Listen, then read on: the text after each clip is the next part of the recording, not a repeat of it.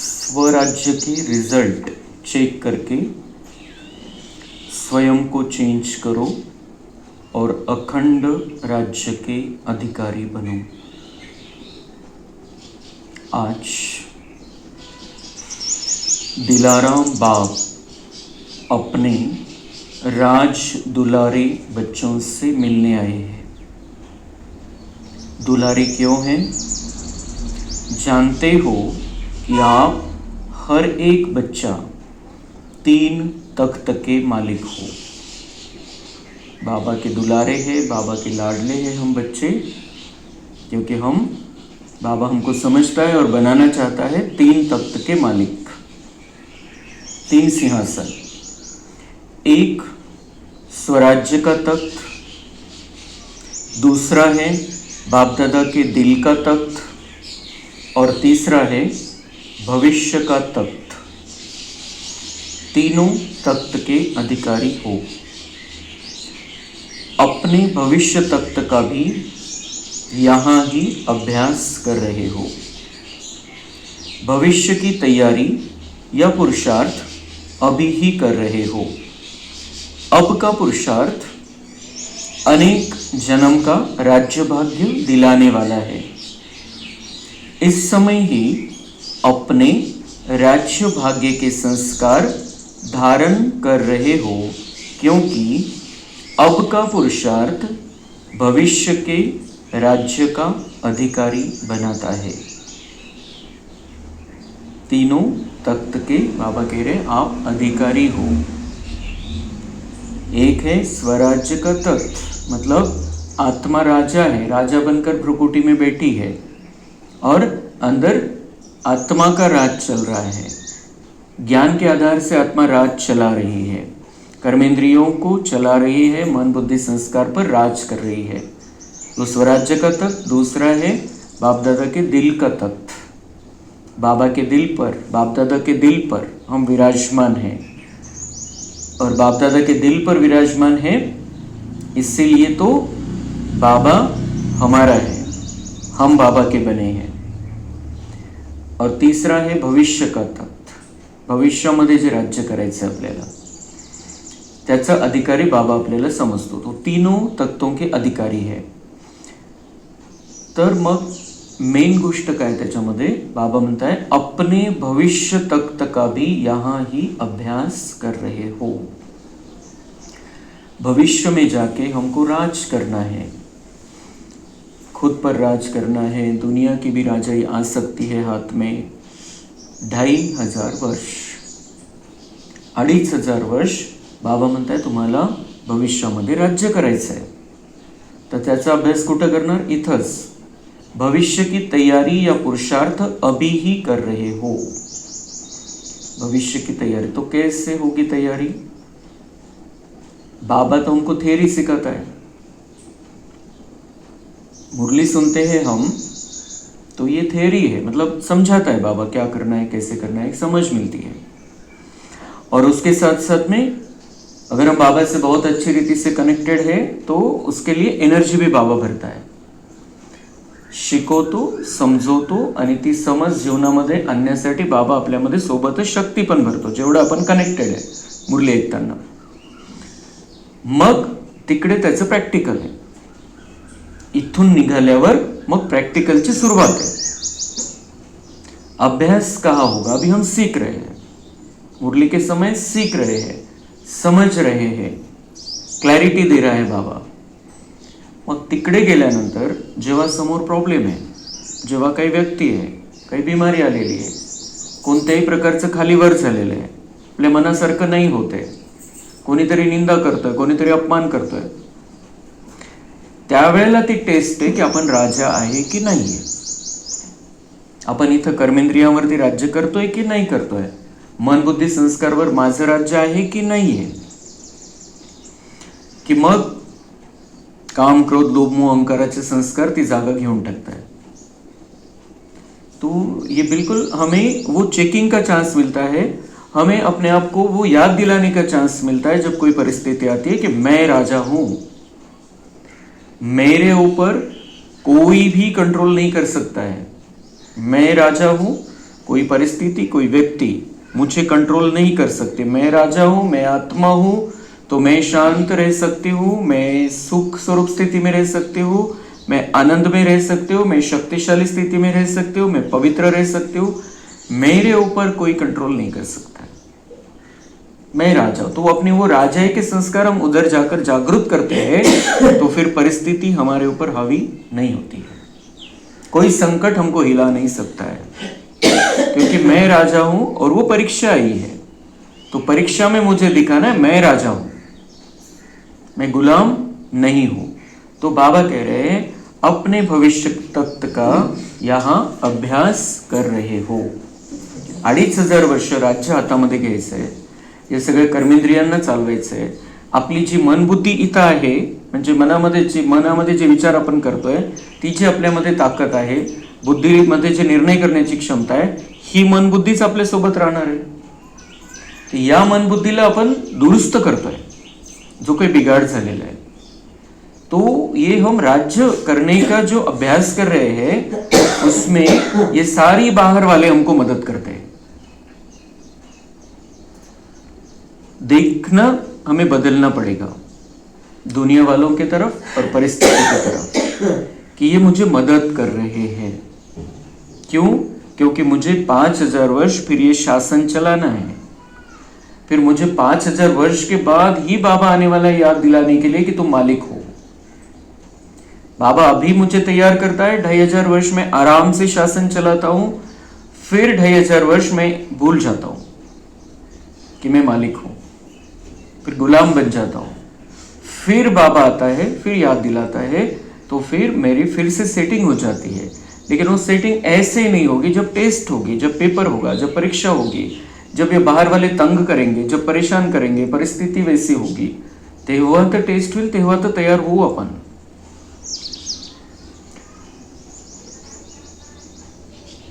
अब का पुरुषार्थ अनेक जन्म का राज्य भाग्य दिलाने वाला है। इस समय ही अपने राज्य भाग्य के संस्कार धारण कर रहे हो। ये संस्कार धारण करने की बात है कि मैं राजा हूं, मुझे कैसे शासन चलाना है।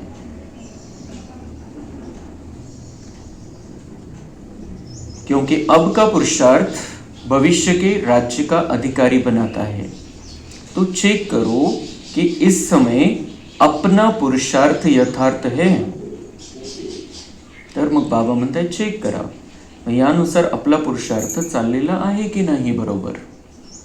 कि मुझे राजा बनना है, तो मुझे वैसी स्थिति अपनी रखनी है, मुझे सदा राजा बनकर ही रहना है।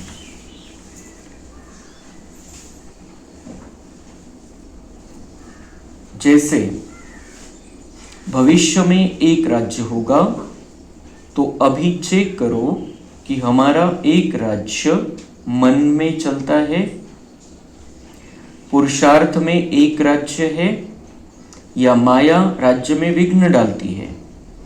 एक राज्य के बजाय माया का प्रभाव तो नहीं पड़ता, दो राज्य तो नहीं होते हैं।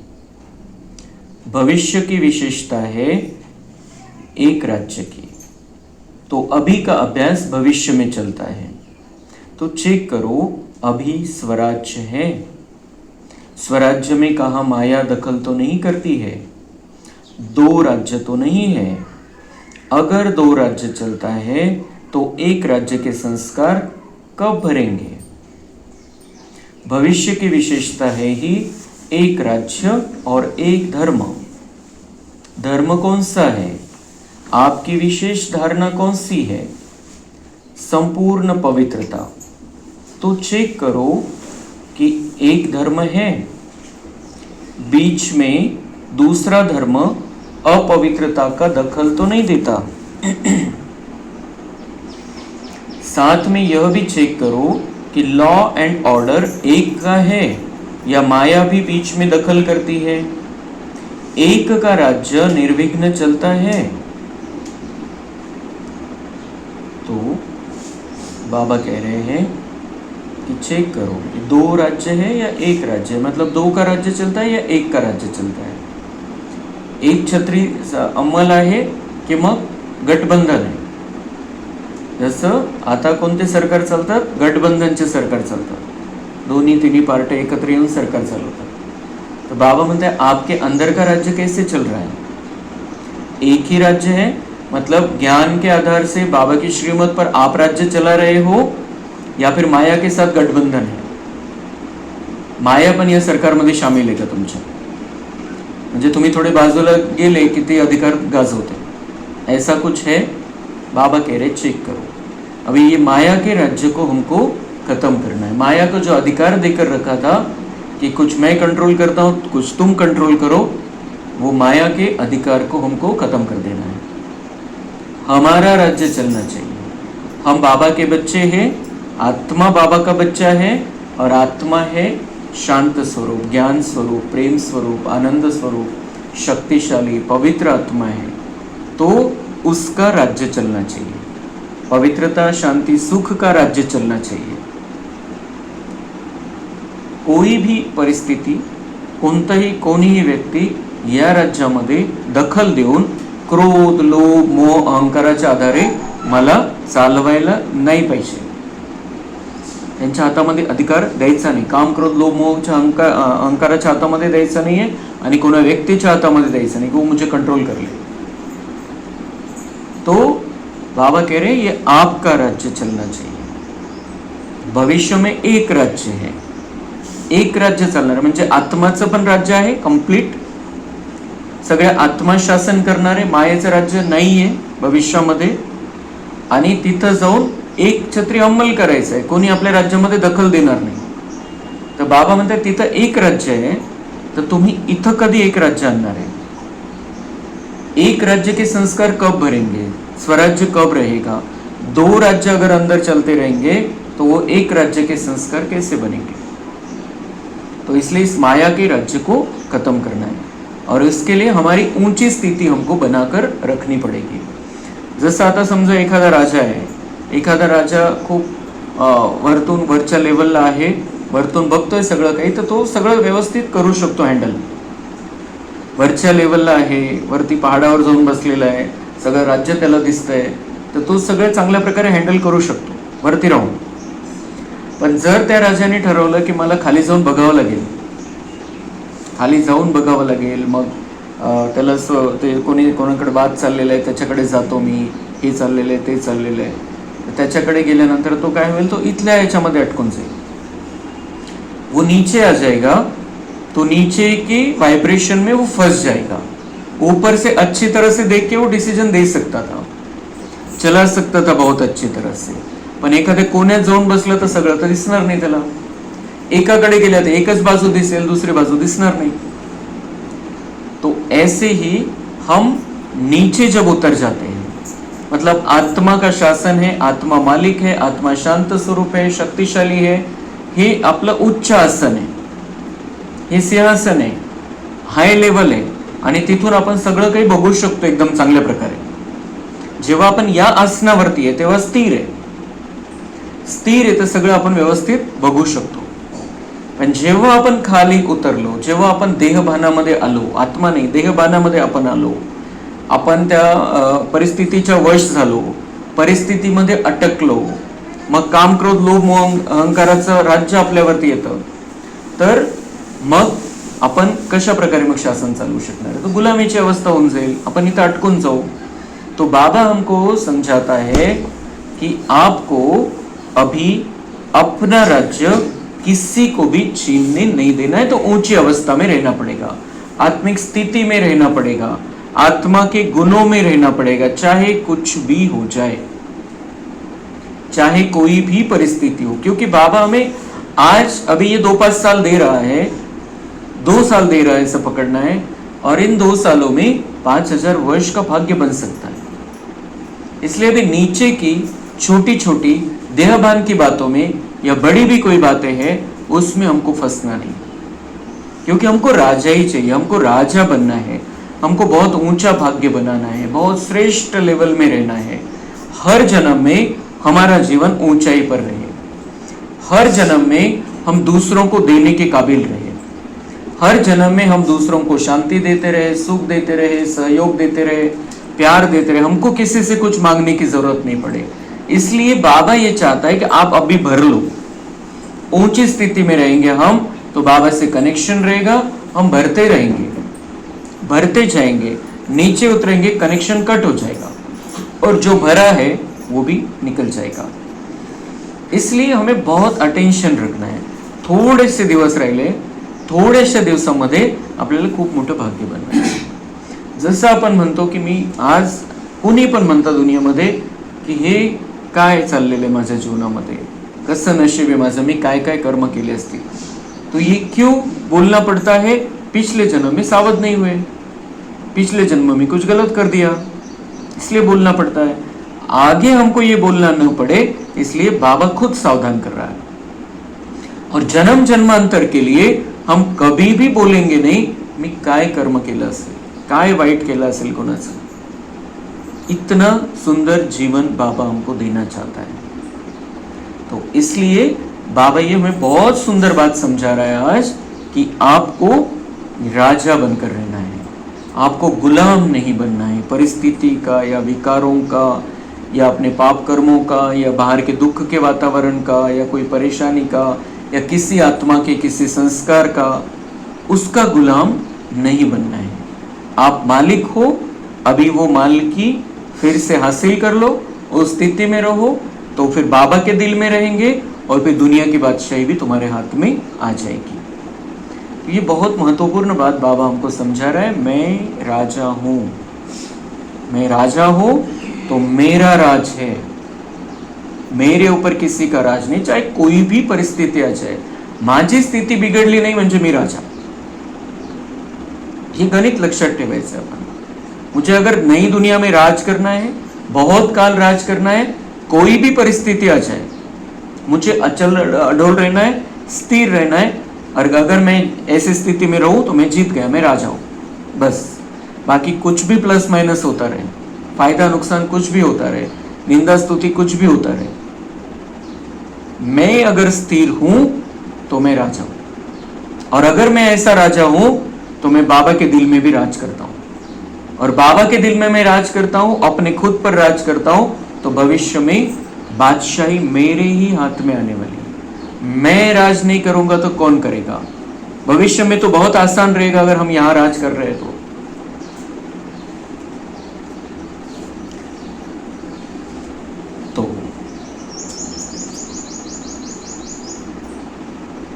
अगर दो राज्य चलता है तो एक राज्य के संस्कार कब भरेंगे? भविष्य की विशेषता है ही एक राज्य और एक धर्म की। धर्म कौन सा है? आपकी विशेष धारणा कौन सी है? संपूर्ण पवित्रता। तो चेक करो कि एक धर्म है तो बाबा कह रहे हैं धर्म कौन सा है, भविष्य में कौन सा धर्म रहेगा? संपूर्ण पवित्रता। आता संपूर्ण पवित्रता आहे का? बाबा म्हणते मध्ये संपूर्ण पवित्रता आहे का की काही कचरा आहे? मन बुद्धीच्या हिशोबाने किंवा शरीराच्या हिशोबाने देहभानाचा कचरा बाबा म्हणतायत चेक करा, कारण तुम्हाला तिथं पवित्र राहायचंय, पवित्र स्थिति, संपूर्ण पवित्रता है। तो बीच में दूसरा धर्म अपवित्रता का दखल तो नहीं देता। साथ में यह भी चेक करो कि लॉ एंड ऑर्डर एक का है या माया भी बीच में दखल करती है। एक का राज्य निर्विघ्न चलता है। और बात तो बाबा कह रहे हैं चेक करो लॉ एंड ऑर्डर एक का है या माया बीच में, आपका खुद आप कायदा व्यवस्था बना के रख रहे हो अंदर, या माया आती बीच बीच में। काम क्रोध लोभ मोह अहंकार के आधार से आप राज्य चलाना चाह रहे हो। आपका राज्य मतलब सतोगुण का राज्य, और काम क्रोध लोभ मोह अहंकार मतलब गुलाम हम बन गए और वो राज्य कर रहे हैं, रावण का राज्य चल रहा है। तो बाबा म्हणता है ये चेक करो,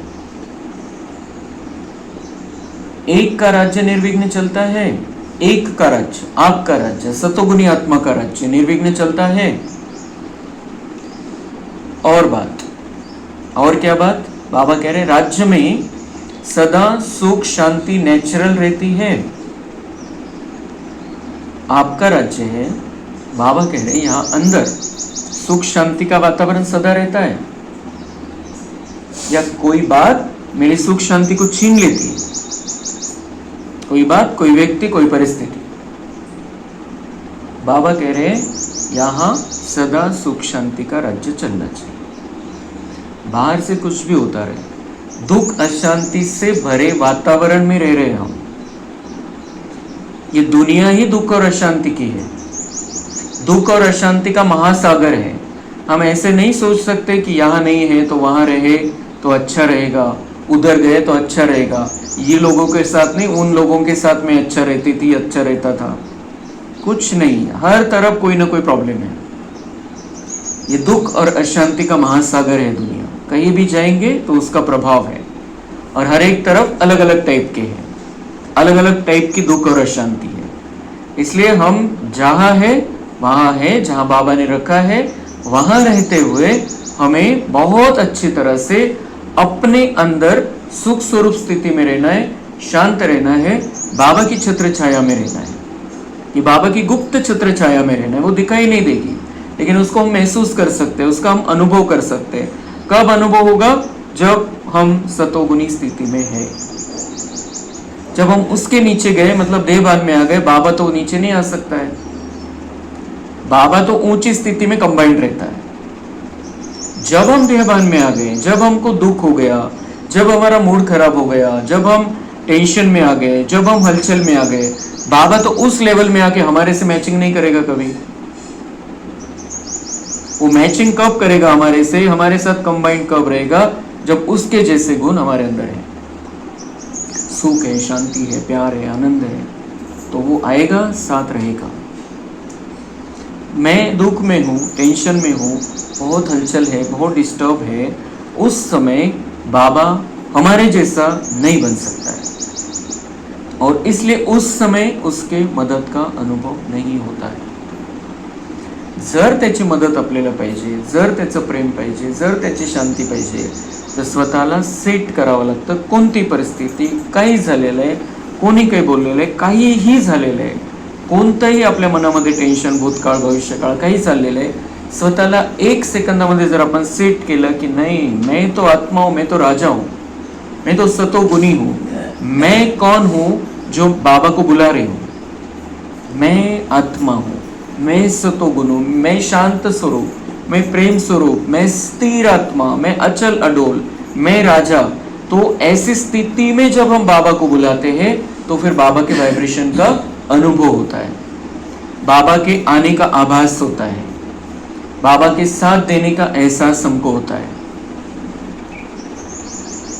म्हणून बऱ्याच जणांचा अनुभव असतो की बाबा तर मदत करतच नाही। कसं मदत करेल बाबा? आपल्या लेवलला तर बाबा येऊ शकत नाही। दुनियेमध्ये आपण बघतो की आपल्याशी कोणी भांडायला आलेलं आहे, कोणी दारू पिलेला आहे आणि तो काहीतरी शिव्या देतोय, काहीतरी उलट पालट बोलतोय।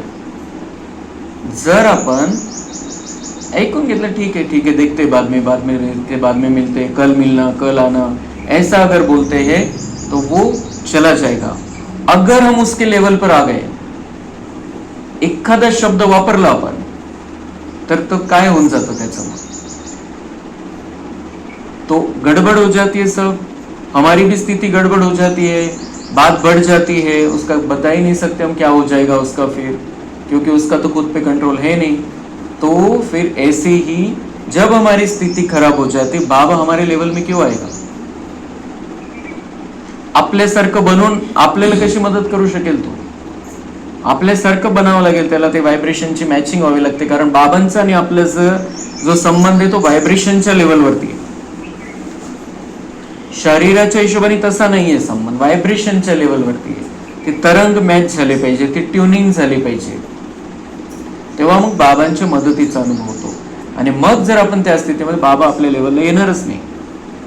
जो जसं दारुडा असतो, खराब आहे ती स्थिती, तो चांगला माणूस काय म्हणतो, त्याच्याशी काय डोकं लावायचं, मी काय त्याच्यासारखं त्याच्या लेवलला जाऊन तो बोलू शकत नाही। तो 2 शिव्या देईल, 10 शिव्या देईल, मी थोडी देऊ शकणार आहे तसं, तर तो डोकंच लावत नाही त्याच्याशी। तो ऐसे ही बाबा क्यों आएगा अगर हम नीचे के लेवल में हैं? इसलिए अनुभव नहीं होता है, बहुत कम को अनुभव होता है बाबा के साथ का। तो ये बाबा के साथ का अनुभव करने के लिए ये मंत्र ध्यान में रखना है। कि बिल्कुल वो कुछ भी हुआ है, कुछ भी मतलब कुछ भी, हजारों हिमालय जैसी परिस्थिति है भयंकर, 1000 रावण जितना कोई सामने खड़ा है, हम उसमें डिस्टर्ब नहीं होंगे, हम उसमें परेशान नहीं होंगे। हम बिल्कुल ऐसी स्थिति बनाएंगे, मैं राजा हूं, मैं मालिक हूं, मैं सतोगुनी हूं, मैं भविष्य में इस दुनिया पर राज करने वाली आत्मा हूं, मैं अभी बाबा के दिल में बैठा हूं, मैं यहां पर मालिक बन के बैठा हूं। और फिर हमने बाबा का अनुभव करना है, फिर बाबा को बुलाना है, फिर बाबा को बताना है। 1 सेकंद पर लागू शकतो, 5 सेकंद पर लागू शकता, पण ती सेटिंग करूनच मग बाबांची मदत आपण घेऊ शकतो। जर आपण डाऊन होत गेलो तर डाऊन होत जाणार है। इसलिए बाबा कह रहे ये राज्य, अंदर जो राज्य है ये चेक करो, अंदर सदा सुख शांति का राज्य है। आप कायदा और नियम प्रमाण चलते जो भगवान ने बना कर दिए हैं, आप चलाते हो कर्मेंद्रियों को उन नियमों के अनुसार, मन बुद्धि को वैसे चलाते हो। बाबा कह रहे चेक करो, या फिर माया चला रही है, बाहर का कोई आकर चला रहा है। तो हमें जितना हम आत्मिक भान में रहेंगे, जितना हम आत्मिक स्थिति में रहेंगे, हम उड़ते रहेंगे, भाग्य बनाते रहेंगे अपना।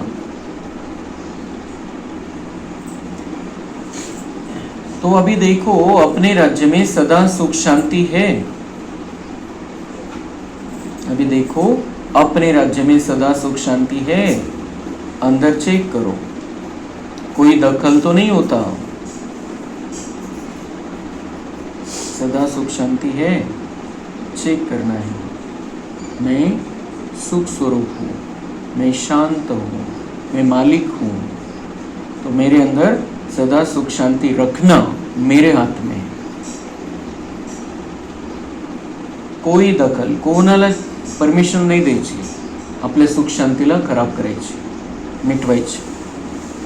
स्वराज्य में माया अपना दखल देकर अशांति तो नहीं फैलाती है।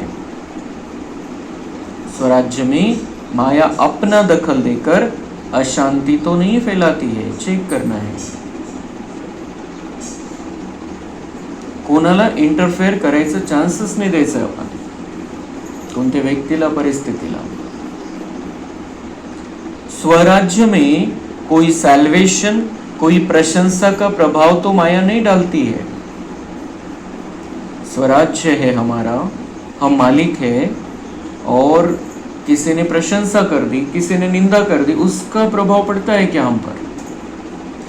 बहुत प्रशंसा मिली, हम उड़ने लग गए। किसी ने हमारा अपमान किया, निंदा की, हम धड़ाम से नीचे गिर गए एकदम, कि हम खुद भी नहीं उठ पा रहे, कोई उठाने वाला भी नहीं आ रहा है। क्या ऐसा चल रहा है अंदर? बाबा कह रहे हैं प्रशंसा का प्रभाव या फिर कोई सॅल्वेशन का प्रभाव। सॅल्वेशन म्हणजे काही साधन, तुम्हाला शांत राहण्यासाठी काही साधन पाहिजे का? प्रेम स्वरूप स्थितीमध्ये राहण्यासाठी काही साधन पाहिजे का? नॅचरल स्वरूपामध्ये यायचंय, कशाच्या साधनाची गरज नाही। आपण साधन कशासाठी आपण वापरतोय आहे तर बाबा म्हणता वापरा, आपण मालक बनवून वापरा, तुमच्यासाठी सगळे साधनं बनलेली। पण साधन आहे म्हणून मी शांत आहे, ये नहीं होना चाहिए। जसं पाण्याचा स्वभाव आहे की त्याला जे शीतलता त्याचा स्वभाव आहे, त्याला शीतल करायसाठी, थंड करायसाठी काहीही करावं नाही लागत। गॅसवरून बाजूला ठेवलं तो त्याचं थंड होऊन जाईल। तो ऐसे ही हमने अपने आप को विकारों की आग में, व्यर्थ की आग में रखा है, उससे थोड़ा बाजू में हटा दे, हम नेचुरल हो जाएंगे, हम नेचुरल स्थिति में आ जाएंगे। तो कोई साधन की जरूरत नहीं हमको नेचुरल स्थिति में रहने के लिए। सत्वगुणी स्थितीमध्ये राहण्यासाठी कुठलं साधन नाही पाहिजे आपल्याला।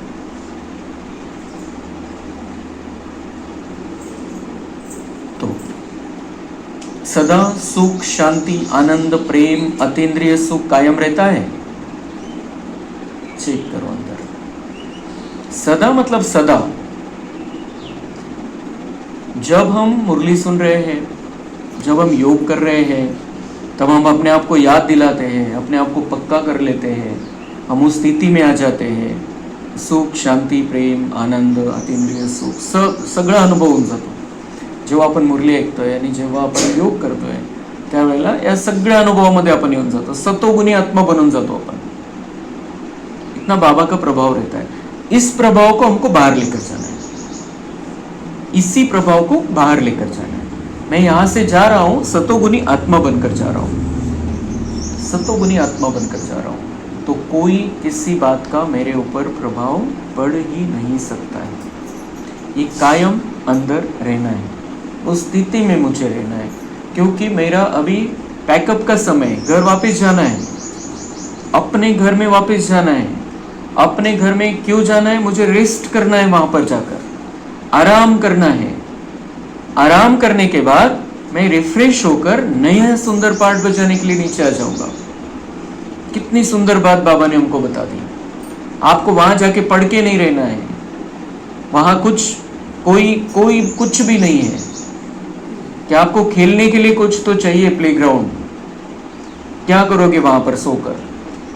तो इसलिए बाबा ने बहुत सुंदर, मतलब जो ड्रामा बना, जो कुछ भी बना, अनादि बना, किसने बनाया, क्या बनाया, कैसे बना, करोड़ों साल हो गए, कितने भी हो गए, लेकिन ये हमारे खेलने का स्थान है। और हम वहां पडे पडे क्या करेंगे? कोणाला जर सांगितलं आपण की तुला काहीच काम करायचं नाहीये, तुला फक्त झोपून राहायचंय घरामध्ये, काहीच करायचं नाहीये, झोपून राहायचंय, फक्त झोपायचंय. कोणी झोपेसाठी तरसून जातो की मला झोप मिळत नाही, 4 तास 6 तास झोप पाहिजे, 8 तास झोप पाहिजे. कोणाला आपण सांगितलं तुला जितकं झोपायचंय तितकं झोप, झोपून राहा, 15 दिवस उठू नको, 1 महिना उठू नको, किती वेळ झोपून राहू शकेल तो?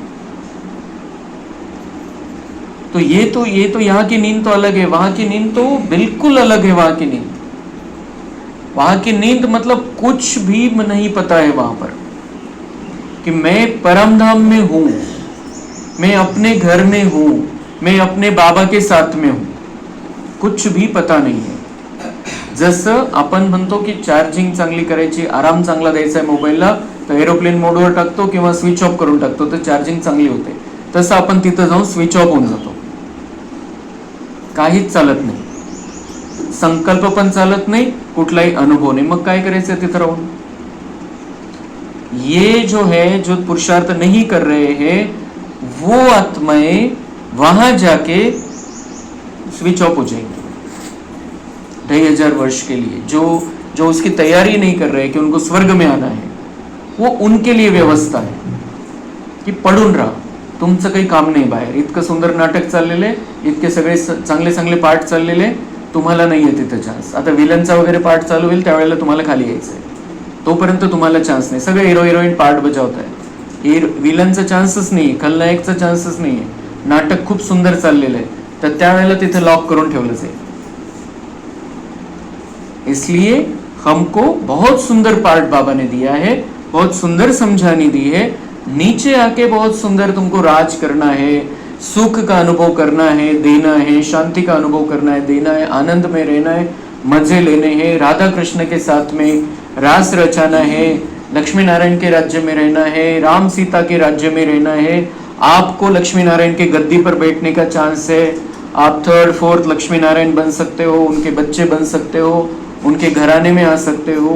फिर इतनी सुंदर दुनिया रहेगी, इतना सुंदर वातावरण रहेगा, इतने सुंदर फल फ्रूट रहेंगे, इतने सुंदर पंछी रहेंगे, इतने सुंदर सुंदर हमारे तरफ पुष्पक विमान रहेंगे. क्या नहीं होगा हमारे तरफ? सोने के महलों में हम रहेंगे, हीरे के लाइट लगे रहेंगे वहां पर. कितना सुंदर है, हम कल्पना भी नहीं कर सकते हैं. हम एक देवता की मूर्ति के सामने जाके बैठते थे, उस दुनिया में सभी देवता है, चैतन्य में हम भी और वो सब भी. तो हमको नीचे आना है, नीचे आना है.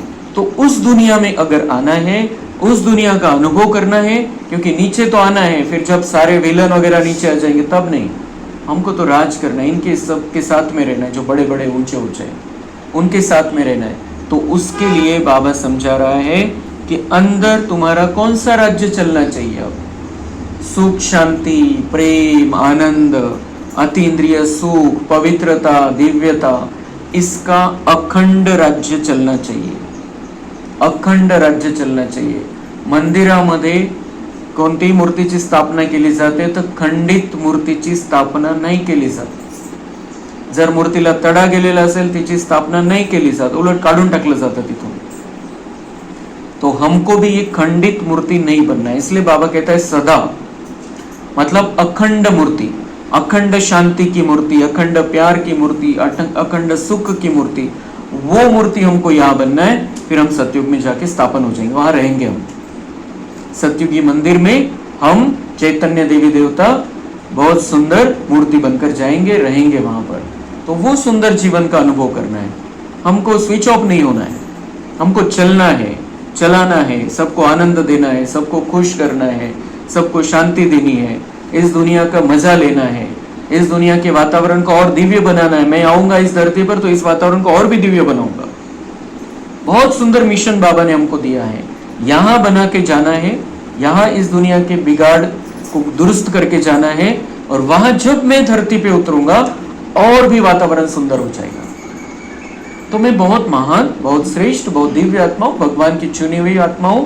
अब मुझे बाबा क्या कहता है, अब सिर्फ इतना ध्यान रखो, अब सिर्फ इतना ध्यान रखो, अंदर अखंड राज्य चलता रहे, सुख शांति प्रेम आनंद ज्ञान पवित्रता शक्ति का अखंड राज्य चलता रहे, खंड नाही पडला पाहिजे, दुःख अशांतीचा प्रभाव नाही, अपवित्रता नहीं, कोणताही टेंशन नहीं, कोणताही मूड ऑफ नहीं, अंदर ये राज्य अगर चलता रहेगा तो बहुत काल का ये पुरुषार्थ हमें बहुत काल की प्राप्ति कराएगा, मतलब हम फर्स्ट जन्म से आ सकते हैं। क्योंकि जानते हो कि भविष्य राज्य में सर्व प्राप्ति है, संपन्नता है, इस कारण संतुष्टता भी है। सर्व प्राप्ति है भविष्य राज्य में, संपन्नता है, तो वहां पर संतुष्ट, सगळं काही भरपूर है, तिथं संतुष्टता है। तो बाबा हमारा बाप है, हमारे लिए इतना सुंदर दुनिया बना रहा है, इतनी सुंदर दुनिया बना रहा है, उस दुनिया में हमको जाना है, हमको तो उतावली होनी चाहिए, उस दुनिया में जाना है।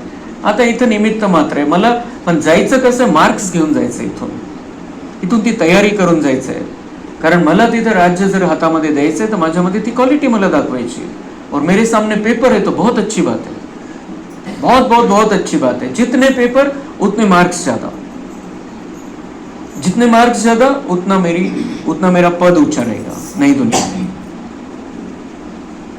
तो वहां इतनी सुंदर दुनिया में जाना है। तो अभी भी स्वराज्य संपन्न रहता है कि कोई कमी रहती है? तो अभी बाबा कह रहे हैं स्वराज्य संपन्न है, अभी संपन्न, वहां संपन्नता होगी तो यहाँ भी संपन्न रहना है। तिथं बाहेरची आतली सगळी संपन्नता राहील। बाबा म्हणतात इथं आतमधून संपन्न राहायचं है कि बाबा मिला, सब कुछ मिला, और मैं अब दिव्य गुणों से और दिव्य शक्ति से संपन्न हूं, कुछ नहीं चाहिए मुझे, इस दुनिया से कुछ नहीं चाहिए।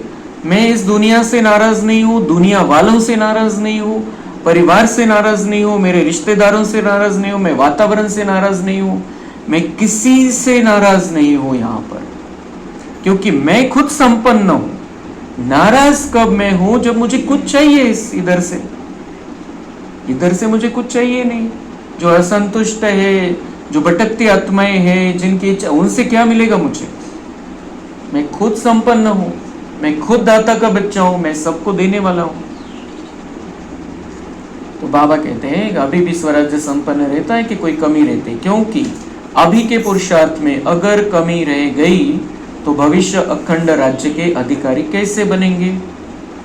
कोई कमी, कोणतीच कसर नहीं सोडायची। आता मिशन है आपला, आता सतयुग में पहला जन्म 16,108 में आना है, श्री कृष्ण और राधा के साथ में हमारा जन्म होना चाहिए, लगभग उसी समय। हे आपलं मिशन पाहिजे आणि त्याच तयारीला लागायचं। आता इथल्या प्रभावामध्ये नाही राहायचं, नीचे नहीं उतरना है, ऊंची स्थिति में रहना है, राजा है हम। सारा आधार अभी के पुरुषार्थ पर है। अभी की कोई भी कमी भविष्य के संपूर्ण राज्य के अधिकारी नहीं बन सकते। काही कमी राहिली तर बाबा म्हणताय भविष्याचं संपूर्ण राज्य नाही मिळणार, म्हणजे तुम्हाला तिथं खालच्या लेवलला यावं लागेल। बहुत काल का यह स्वराज्य का अभ्यास भविष्य राज्य के अधिकारी बनाता है। तो यह अपनी चेकिंग सदा रहे, क्योंकि अगर अभी बहुत काल का पुरुषार्थ नहीं होगा तो प्रारब्ध भी कम मिलती है। इसलिए बाप दादा समय प्रति समय यह अटेंशन खिंचवा रहे हैं, इसके लिए अभी अपने को संपन्न और संपूर्ण बनाओ। तो बाबा कह रहे चेकिंग करो, अपने आप को संपन्न और संपूर्ण बनाओ। तो बहुत अच्छी मुरली, बहुत सुंदर मुरली है। ही मुरली कोणाला आठवतं का आपण कधी ऐकलेली आहे?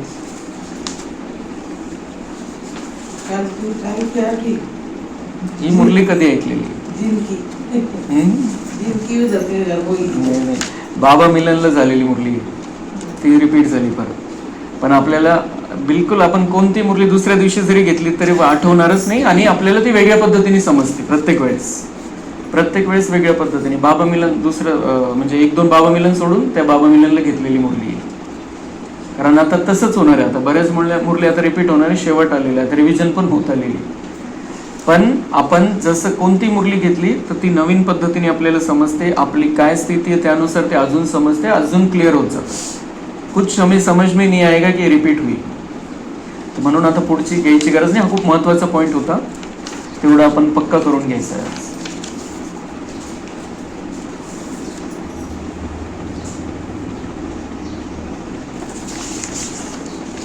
अच्छा, आज जो बाप दादा ने कहा कि स्वराज्य अधिकारी बन, स्वराज्य के रिजल्ट चेक करो, वह चेंज करने से कोई भी कमी को बहुत समय से चेंज करना है, क्योंकि बहुत समय अखंड राज्य चले इसकी आवश्यकता है.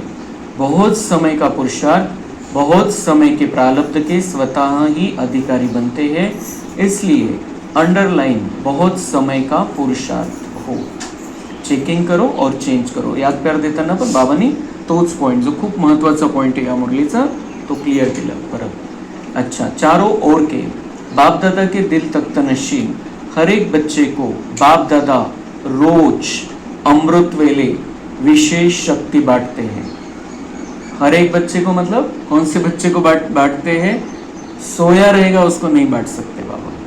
हर एक बच्चा जो बाबा की याद में बैठा है, बहुत प्यार से बैठा है, उसको बाबा कह रहा है अमृत वेले विशेष शक्ति बांटते हैं बाप दादा. बाप दादा दोनों आते हैं. जो बाबा की याद में बैठे हैं, बहुत प्यार से बैठे हैं, बहुत निश्चय से बैठे हैं, कुछ व्यर्थ नहीं है, कुछ भी नहीं, बस बाबा के साथ में बैठे हैं.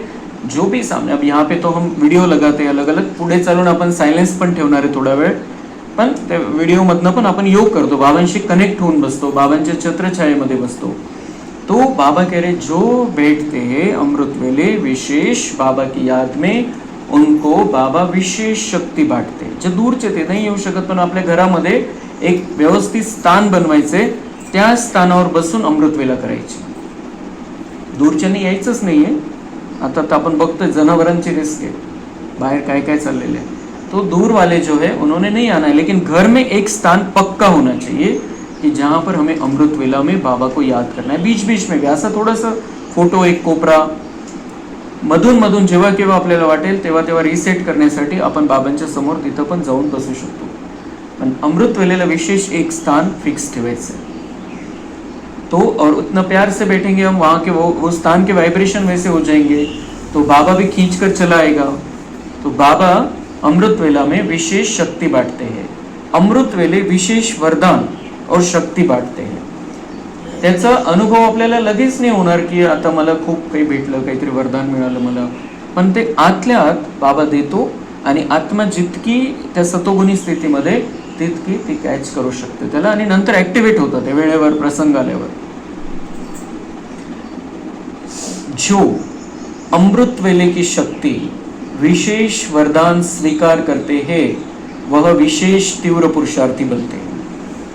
जो अमृत वेले की शक्ति विशेष वरदान स्वीकार करते हैं, स्वीकार करते हैं मतलब ॲक्सेप्ट मोड मध्ये आपण, म्हणजे डिशची दिशा बरोबर आहे त्यावेळेला ऑटोमॅटिक स्वीकार करतो आपण. जैसे हम सूरज के सामने बैठते हैं तो हमें मांगना नहीं पड़ता या कुछ अटेंशन नहीं आता, येणारे किरण मग माझ्यामध्ये जातील, काही करावं नाही लागत आपल्याला. हम किरण के सामने बैठे, सूर्य किरणों में बैठे, सूर्य किरण आ रही है हमारे ऊपर. तो ऐसे ही बाबा कह रहे हैं कि वो स्वीकार करना, विशेष वरदान स्वीकार करना. बाबा की याद में है, आत्मा स्वीकार करती है अंदर ही अंदर. आणि ज्याच्यासाठी वरदान मिळालं आपल्याला ती मेहनत मुक्त होऊन जाऊ आपण. ज्या गोष्टीसाठी बाबांनी वरदान दिलं असेल आपल्याला, आपली स्थिती बघून, ती स्थितीमध्ये, त्या परिस्थितीमध्ये आपल्याला मेहनत नहीं जाणवणार, सगळं सहज होऊन जाईल. तो बाबा को पता है हमें किस वरदान की जरूरत है, विशेष वरदान देता है, विशेष उसको पता है हमारे लिए क्या जरूरी है. तो ऐसा विशेष वरदान बाबा देता है, और जो स्वीकार करते हैं बाबा कहते हैं वो विशेष तीव्र पुरुषार्थी बनते हैं. अंत समय में भी तीव्र पुरुषार्थ की जरूरत है, अभी उड़ान की जरूरत है, उड़ने की जरूरत है. अभी पंख हमारे मजबूत करने की जरूरत है, उड़ना है हमको। तो ये ज्ञान योग के पंख जितना हम मजबूत करते जाएंगे और बाबा हमें वरदान और शक्ति देते जाएंगे, हम उड़ते रहेंगे। नीचे वाले हमको अटका नहीं सकेंगे, फंसा नहीं सकेंगे, हमको परेशान नहीं कर सकेंगे। अमृत वेले का महत्व रखना अर्थात बाप दादा के सदा तख्त नशीन बनना। जो बाबा कह रहे अमृत वेले का महत्व रखता है वो बाप दादा के दिल पर है। अमृत वेला बाबा विशेष जी बाबा हजेरी घेतो आपली ती अमृत वेलेला घेतो, हे लक्षात घ्यायचं याच्यावरून। बाबाजी सांगतोय कि बाबा के दिल पर रहते, मतलब जो बाबा जब हाजिरी लेता है सवेरे, जो उठे हुए हैं, जो बहुत प्यार से याद में बैठे हैं बाबा के, बहुत पावरफुल बैठे हैं, और जब हम यहाँ आते हैं तो सुस्ती सारी उतर जाती है। घरी आपण बसायचं ठरवलं तर मग सुस्ती पण येऊ शकते आणि अशा वेळेला हाजरी नहीं लागत अपनी। जब हम बहुत फ्रेश होके बैठे हैं तब वो हाजरी लगती है बाबा के पास। और फिर बाबा कहता है ऐसे बच्चे जो अमृत वेले का महत्व रखते हैं बाप दादा के सदा तख्त नशीन बनते, बाप दादा दोनों के। तो कई बच्चों का अटेंशन है और बाप दादा रोज उनको खास सर्टिफिकेट देते हैं, वाह बच्चा वाह। तो बाबा कहते हैं कई बच्चों का अटेंशन है इस बात पर कि मुझे अमृत वेला योग करना है, अमृत वेला में अमृत लेना है बाबा से। तो बिल्कुल हम मिस हो गया, आता झालं, आतापर्यंत झालं, त्याची आता गिल्ट नाही ठेवायची मध्ये की अपराधीपणाची भावना नाही, माझं चुकलं नाही, ठीक आहे आता झालं। आज बाबा जर सांगतोय, इतकं महत्व सांगतोय, आज अपन पक्का केलेले करायचंय अपन कि आता बिल्कुल ये बाबा से मुझे रोज वरदान लेना है, बाबा की हाजिरी में मेरा नाम रहे और बाबा मुझे रोज सर्टिफिकेट दे, वाह बच्चा वाह। सारी दुनिया सोई हुई है और मेरा बच्चा उठ के बैठा है, मेरी याद में बैठा है, मेरे प्यार में खोया हुआ है। तो ये बाबा का सर्टिफिकेट लेना है, वरदान लेना है, शक्ति लेनी है। और इससे ज्यादा अमृत वेला का क्या महत्व बताया बाबा। बहुत सुंदर बाबा ने ये, और इसीलिए रिपीट हुई है मुरली, ये हमारे लिए रिपीट हुई है मुरली आज की। 15/11/2009 ची मुरली आहे। हाँ 15/11/2009 ची मुरली आपण त्यावेळेला बाबा मिलनच्या वेळेला पण ऐकली, त्यानंतर आपण त्याची रिव्हिजन पण केली आणि आज परत आलेली, कारण गरज होती त्याची लगेच, म्हणजे महिन्याच्या आत रिपीट झालेली पहिली मुरली आहे।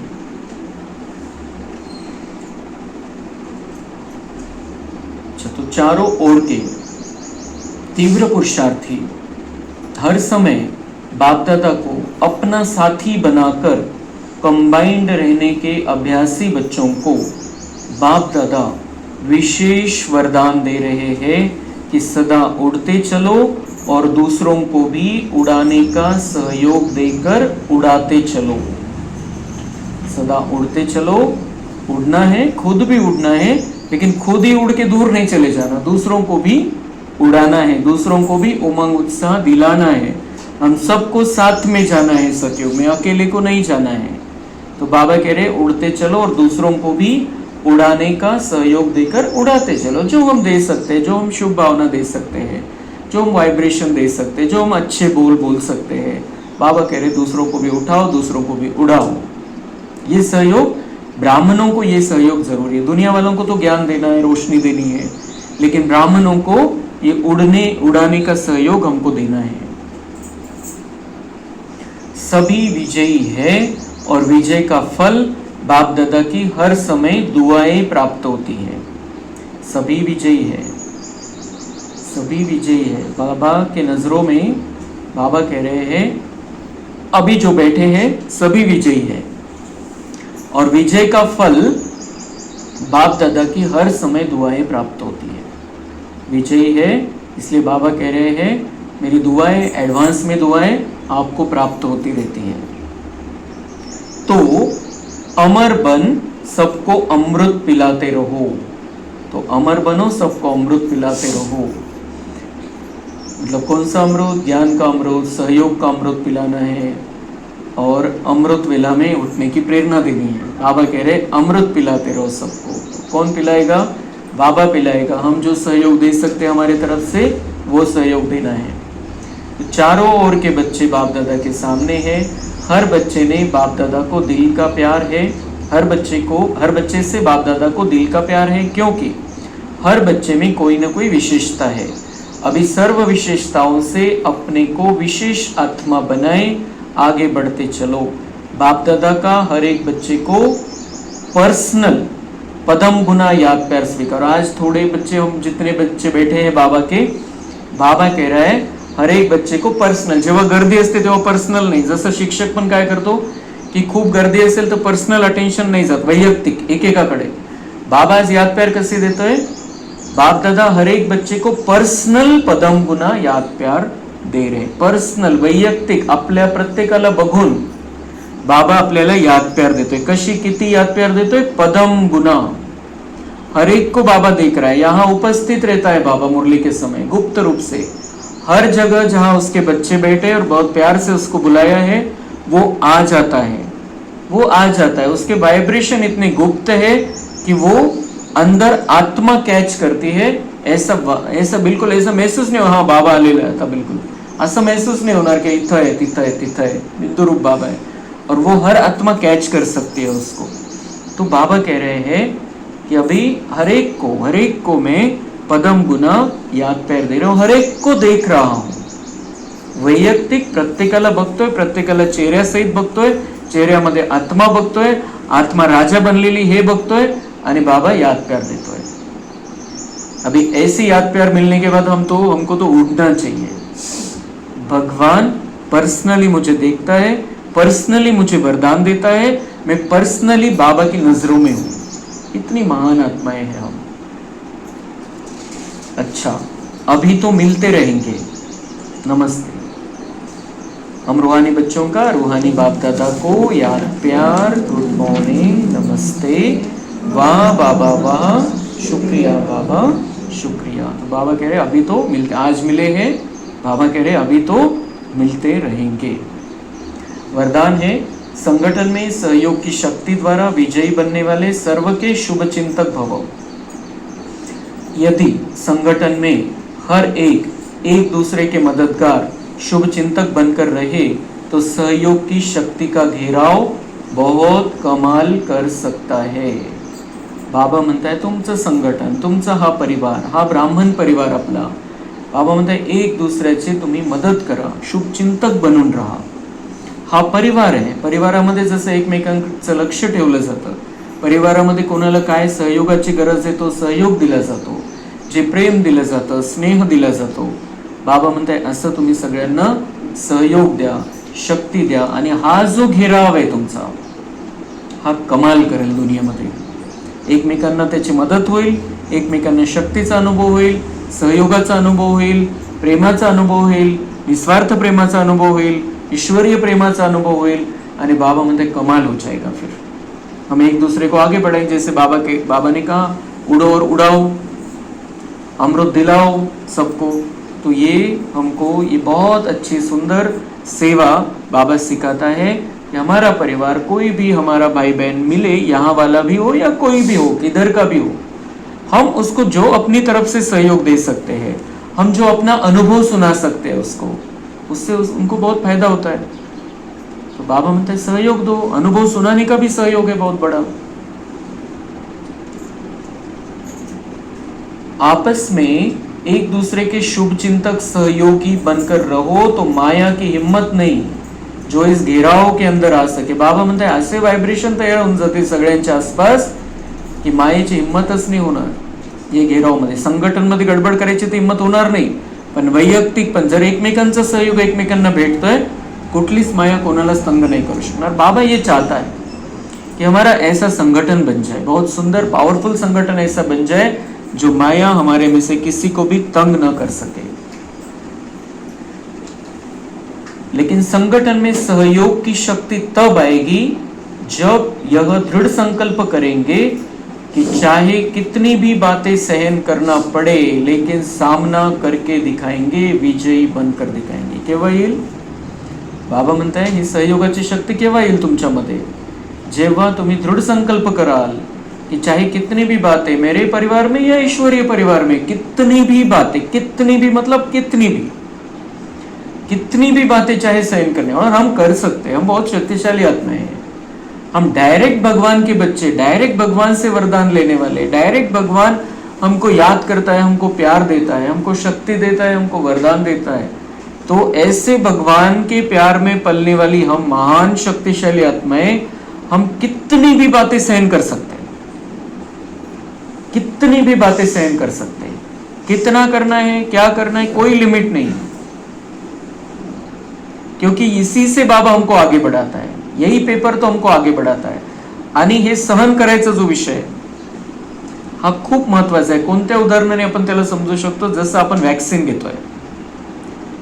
वॅक्सिन असते, एखादा रोग आहे त्याची वॅक्सिन निघते, म्हणजे लस निघते त्याची. तर त्या लस मध्ये काय असतं, आता कोरोनाची लस होती, कोरोनाची वॅक्सिन होती, त्याच्यामध्ये काय होतं, कोरोनाचा जो व्हायरस आहे तोच व्हायरस त्याच्यावरच प्रक्रिया करून आपल्या शरीरामध्ये सोडला जातो छोट्या प्रमाणामध्ये.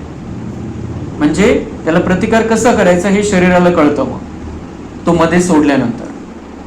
तर तसं हे कोणी आपल्याला सहन करायला शिकवतोय, सहन करायसारखी परिस्थिती निर्माण करतोय, कोणी आपल्या समोर पेपर आणतो, तो वॅक्सिन देतोय आपल्याला, लस देतोय आपल्यामध्ये की पुढे चालून खूप मोठे मोठे मोठे मोठे पेपर येणार आहे. या छोट्या पेपरमध्ये, छोटे पेपर म्हणजे वॅक्सिन घेतोय आपण, आणि ही वॅक्सिन असं काम करेल की मग मोठे पेपर येतील तर तो ते सहन करायचं आपल्याला वाटणार सुद्धा नाही की आपण सहन केलं. जसं ज्याने वॅक्सिन घेतलेली कोरोनाची, त्याला कोरोना होऊन गेला तरी त्याला काही कळत नाही, कारण शरीराने काय करायचं ते केलं. ऐसे हमको ये जो लोग हमको सहन करने लगाते हैं, कोई प्रॉब्लम क्रिएट करते हैं हमारे सामने, कुछ हो जाता है, कोई परिस्थिती है, कोणताही प्रॉब्लेम आहे, तर ही आपल्याला वॅक्सिन मिळते रोज. आणि ही वॅक्सिन जेव्हा दुनियेमध्ये चारीकडे हाहाकार असेल, चारीकडे खूप मोठे मोठे मोठे मोठे प्रॉब्लेम असतील, त्यावेळेला ही वॅक्सिन ऑटोमॅटिक कार्य करेल आणि आपल्याला सहन करणंच वाटणार नाही, आपण उडत राहू त्या स्थितीमध्ये. तो इसलिए ये जो सहन करने का जो विषय है, इसको बहुत अच्छी रीति से हमको समझना है. भगवान है, हम उसके बच्चे हैं, क्यों कहते हैं हमको सहन कर लो? का बरं सांगेल तो? त्याचे बच्चे आपण, तो इतकं प्रेम करतो आपल्यावरती, तरी तो सांगतो सहन करा. तुम्हाला कोणी काही बोलतंय, तुमचा कोणी अपमान करतोय, निंदा करतोय, का बरं बोलतो तो? इतकं प्रेम आहे त्याचं आपल्यावरती, आपल्यासाठी आलेलं आहे, तरी तो का बोलतो एवढं? कारण आपल्याला त्याला तयार करायचं आहे. खूप मोठे हिशोब निघणार, आणि आता निघतील हिशोब. पुन्हा 2500 वर्ष तो राहणार नाहीये आपल्यासोबत. 2500 वर्ष कसं सहन करणार? आता जर सहन शक्तीच आपल्यामध्ये निर्माण नाही झाली, द्वापर मध्ये जीव द्यायची वेळ येईल आपल्याला. 2500 वर्ष तक लोगों को सहना है हमको. वहां पर अलग अलग तरीके के लोग आएंगे, अलग अलग बातें आएंगी, अलग अलग परिस्थिति आएगी. जीवन में भले एक ही बार आएगा कुछ.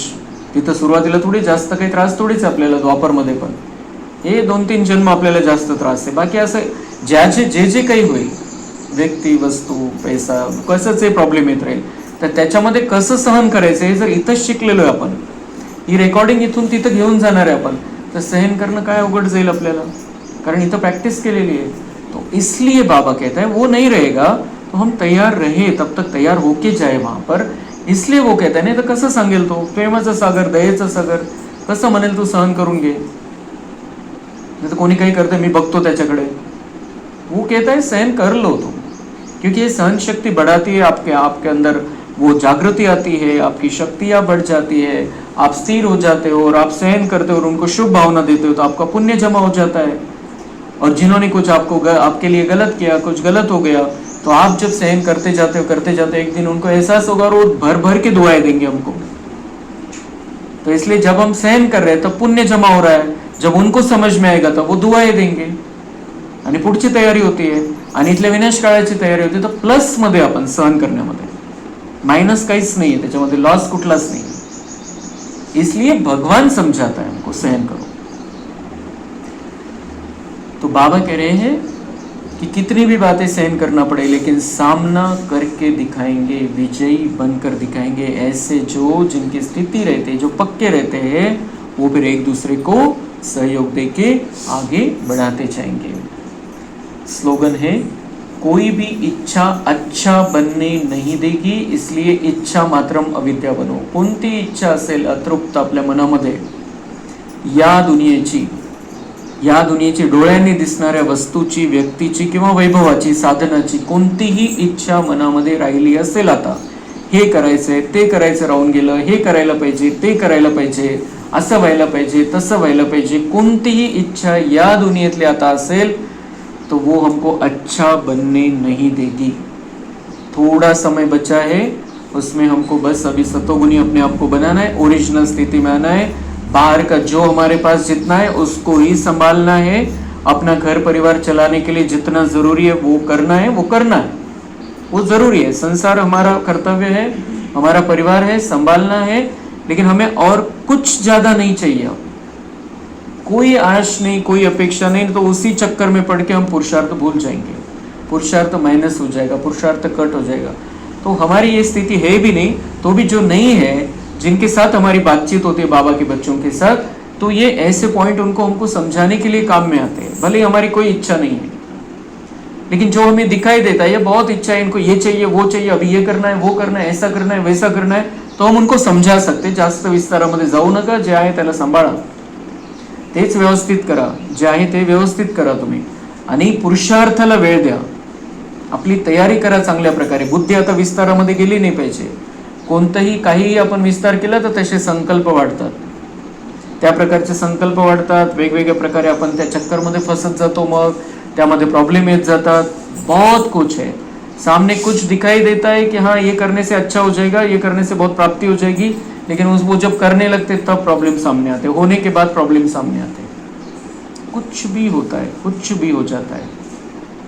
तो इस दुनिया में अभी हमें कोई इच्छा नहीं रखनी है। कब हमारा अंतिम समय किसी का आ जाए कुछ बोल नहीं सकते। काल ते लोक गेले होते गॅदरिंगला, दिंडोरीचे लोक गेले होते गॅदरिंगला, त्यांचा सगळा परिवार गॅदरिंगला गेलेला होता आणि खूप खुश होऊन परत आले तिथून।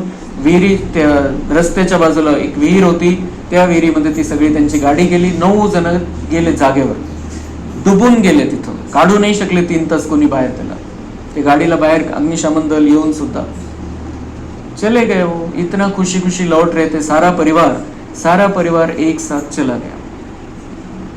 आता ज्याने विहीर केली असेल त्या रस्त्याच्या बाजूला, त्याला किती किती बद्दुआ भेटताय सगळ्यांच्या।